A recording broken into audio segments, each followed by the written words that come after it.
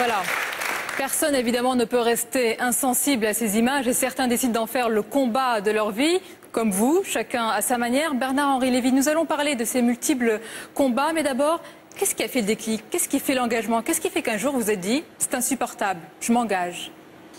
C'est un jour chaque fois, vous savez, c'est pas un jour une fois pour toutes. Le jour où j'ai appris, par exemple, qu'une femme, Sakineh, en juillet dernier, était menacée d'être lapidée, c'est-à-dire de voir son beau visage, parce que c'est aussi un beau visage, réduit en bouillie, parce qu'elle avait commis pour seul crime d'être probablement amoureuse. Ce jour-là, j'ai pensé vraiment que le monde ne tournait pas rond, et que si ceux qui le pouvaient ne s'indignaient pas contre cela, c'était impardonnable, qu'il fallait absolument empêcher cette abomination. Voilà. En 78, ces femmes de la place de Mai, quand elles ont commencé de défiler sur la Plaza del Mayo, j'étais là aussi. Et la même chose, devant ces femmes qui étaient beaucoup plus jeunes qu'aujourd'hui, bien sûr, qui étaient des jeunes mamans, et qui venaient de perdre leur enfant, et qui pleuraient toutes les larmes de leur corps pour qui le monde s'était arrêté, et qui ne demandaient qu'une chose, c'est que los desaparecidos, qu'on leur dise qu'est-ce qu'il en était advenu. Là encore, on ne peut pas ne pas être solidaire de cela. On va parler d'engagement, mais vous parlez d'indignation. Est-ce qu'on s'indigne assez aujourd'hui? Est-ce que les intellectuels descendent de leur tribune justement pour s'engager, pour s'indigner suffisamment? Il n'y a pas que les intellectuels, vous savez. Moi, ce qui m'a frappé, par exemple, dans l'histoire de Sakineh, c'est qu'il y a eu justement une mobilisation extraordinaire. Et je pense que si elle n'est pas morte aujourd'hui, car nous avons des nouvelles d'elle, des nouvelles récentes, elle est vivante. Elle est toujours en prison, dans la prison de Tabriz, dans son cachot, au secret, mais elle est vivante. On le doit aux centaines de milliers de personnes, notamment en France, qui se sont mobilisées pour elle, qui ont signé la pétition de la règle du jeu, la pétition du Huffington Post, c'est-à-dire qui ont voté pour la dignité de Sakineh, mondialement. Bien sûr, les gens s'indignent. Et puis, Sakineh, aujourd'hui, elle a des nouvelles alliées. Elle a des nouvelles amies. Ce n'est pas seulement les femmes et les hommes d'Occident, des grandes démocraties installées. Ce sont les nouvelles démocrates qui sont en train de conquérir leurs droits de femmes et leur égalité en Égypte, en Tunisie et en Libye. Et certaines d'entre elles sont là sur ce plateau. Il y a aujourd'hui, là j'étais en Égypte et je rentre de Libye aujourd'hui, Sakineh a des millions de nouvelles amies qui étaient ses amies secrètes, qui étaient ses amies obscures, ses amies muettes qui ne pouvaient pas parler et qui aujourd'hui s'expriment à visage découvert et qui auraient pu être des Sakineh, qui auraient pu être condamnés à la lapidation, qui ont vécu avec cette menace toute leur vie, qui ont vécu avec la menace d'être peut-être victime un jour d'un crime d'honneur, comme on dit. Un crime d'honneur, c'est quand on ose regarder un homme qui n'est pas votre mari et qu'on se fait brûler vif, couper le nez ou les oreilles, comme on l'a vu là. Toutes ces femmes-là, ce sont les nouvelles amies à visage découvert de Sakineh dans le monde arabe, en liberté, en soulèvement. Les femmes du printemps arabe. Il y a un printemps des femmes du monde arabe aujourd'hui qui change complètement la donne et qui fait que l'indignation face à tout ce qu'on a vu là, elle est planétaire. C'est plus l'Occident d'un côté et puis le monde de l'obscurantisme de l'autre. C'est au sein de ce monde-là, il y a une insurrection démocratique pour l'égalité des femmes. Et justement, c'est ça aussi, votre but, c'est de mettre le doigt dans la plaie, le fer dans la plaie, c'est de montrer l'horreur où elle est dans le monde? C'est pas mon but, je crois que ça doit être notre but à tous. Et ce que vous avez fait d'ailleurs dans ce petit film de Julie Brown que nous avons vu tout à l'heure, je crois que c'est exactement ce qu'il faut faire. Et c'est important de le dire à la télévision parce qu'il y a une tendance souvent à dire il ne faut pas montrer les images terribles, il ne faut pas montrer les images trop atroces, il ne faut pas troubler la fin de dîner des familles françaises, il ne faut pas empêcher les digestions heureuses.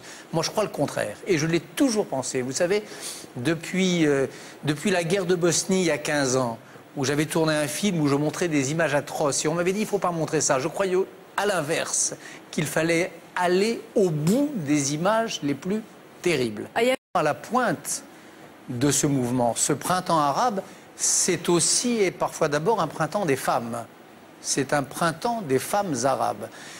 Et pas seulement arabes, d'ailleurs en Iran. Il ne faut pas oublier tout de même qu'il y a un printemps qui a commencé il y a maintenant 18 mois, en juin 2009, quand le président non élu iranien Ahmadinejad a volé son vote. Qui a du mal à prendre. Qui a du mal à prendre, vous savez, non, qui est un printemps qui a connu sa glaciation et puis qui est en train de reprendre. Mais en tout cas, à la pointe, à l'avant-poste du mouvement, ce sont des femmes. Ce sont elles qui font sortir les garçons dans les rues. Ce sont elles qui prennent les premiers coups. La Neda, cette martyre de ces manifestations de l'été dernier, c'était une femme, et ainsi de suite. Donc d'abord, elles sont en première ligne. Et puis deuxièmement, elles sont en première ligne parce qu'elles étaient doublement opprimées. Elles étaient opprimées parce qu'elles étaient des humains et elles étaient opprimées parce qu'elles étaient des femmes. Et cette double oppression fait qu'elles sont doublement révoltées. Et elles étaient doublement opprimées aussi d'ailleurs parce qu'elles étaient opprimées et par les régimes dictatoriaux, quoi qu'il puisse dire. Ben Ali, le dictateur tunisien, prétendait qu'il était qu'un des mérites à inscrire à son actif et qu'il avait libéré les femmes. Bien sûr que non, mais elles étaient opprimées aussi par les frères musulmans en Égypte, par les islamistes qui grandissaient à l'ombre des dictatures, dans une espèce de jeu d'équilibre entre les deux, Saint-Georges et le dragon, se tenant en respect l'un l'autre, la lance de Saint-Georges fichée dans la gueule du dragon et les deux se tenant dans un équilibre diabolique. C'était ça, le monde arabo-musulman jusqu'à ce printemps arabe. C'était la dictature et les islamistes se tenant l'un l'autre dans une espèce de chantage et de dissuasion mutuelle qui terrorise. Maintenant, le chantage est tombé. Maintenant, il y a un troisième acteur, le face-à-face du mauvais Saint-Georges et du vilain dragon est troublé par l'irruption d'un nouvel acteur, qui sont ces démocrates, hommes et femmes, qui ont complètement troublé le jeu. Pour conclure, Bernard-Henri Lévy, est-ce que, quand on vous écoute tous, est-ce qu'on peut dire qu'aucune transformation, aucune évolution, aucune révolution n'est aboutie, n'est réussie si les droits et les responsabilités des femmes ne sont pas appliqués et garantis? C'est ça le message? Oui, d'abord je voudrais ajouter une chose à l'appui de ce que vient de dire Ayem Suro, c'est que je ne voudrais pas non plus qu'on donne le sentiment que ce problème-là, c'est la journée de la femme et nous sommes ici pour saluer le combat des femmes et leur souffrance, et leur martyre, et leur oppression. Que c'est le seul problème, c'est seulement le problème du monde arabo-musulman. Par exemple, la politique des viols, la punition des femmes par le viol, c'est une pratique qu'on a connue il y a 15 ans, moi que j'ai observé de près, dans les guerres d'ex-Yougoslavie, en particulier en Bosnie, et ce n'étaient pas des islamistes fondamentalistes qui pratiquaient ça, c'était des Serbes chrétiens qui engrossaient des femmes musulmanes pour les humilier, pour les mettre au banc de leur société et pour les mortifier. Donc ça, c'est une première chose. Et là encore, on est au-delà des identités. Puis la deuxième chose que je voulais dire, moi il y a deux noms que je voudrais prononcer ce soir, si vous le permettez. Allez-y. Parce que ce sont deux noms qui ont été à l'avant-garde de ceux dont nous parlons aujourd'hui. S'il y a aujourd'hui un printemps des femmes, en particulier dans le monde arabo-musulman, on le doit à deux grands noms.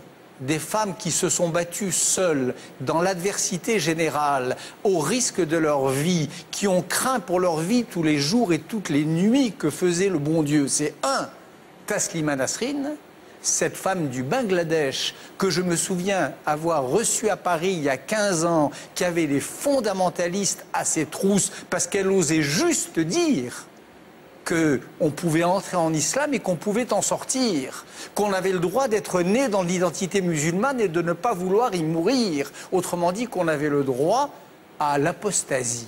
Puis il y a un autre nom que je voudrais citer, si vous le permettez aujourd'hui, parce que son histoire est bouleversante et que toutes les femmes qui se révoltent aujourd'hui en Égypte ou ailleurs, qu'elles le sachent ou non, sont un peu ses petites sœurs, c'est Ayaan Hirsi Ali.